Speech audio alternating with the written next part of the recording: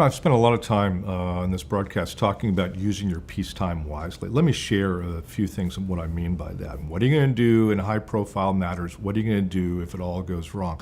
Know them and drill with them now. I hear all the time, oh, we have a crisis plan, or we should really get a crisis plan. I think a crisis plan is like an insurance policy. That's really nice that it's in the safe or on the shelf somewhere, but it doesn't help a whole lot in an accident. It only helps afterwards. And the reason why you do a crisis plan is not so you have the plan. It's so you change your DNA. When my phone rings at 4 in the morning, I know it's usually not Ed McMahon. You may have already won. It's a crisis somewhere in the world. The more you know and trust people, the easier it is to make the right decisions. You have to know your crisis team because you're never going to have enough information prior to making critical decisions.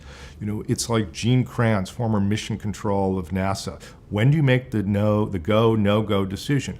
We're used to, during peacetime, making decisions at the pace of, as we get facts. A crisis demands it in its own timeline. That's why you have to know your team. Another challenge that we find with companies, and we saw this in Wells Fargo, we saw this in Mylan, no chronology.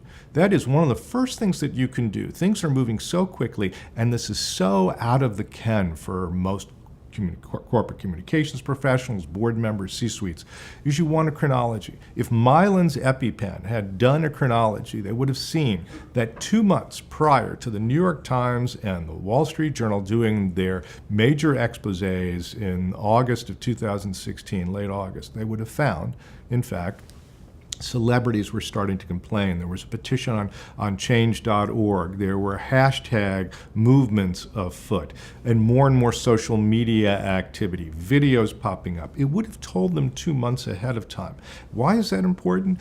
Now it's too late for the board to get involved. Now Washington wants to get involved and include public hearings that continue on and off to this day. In Washington, where I'm from, we have a saying, and that is, no one wants to kick a man while he's up. It's too much work. But once he's down, once you start to see the attacks, then you can go on the offensive.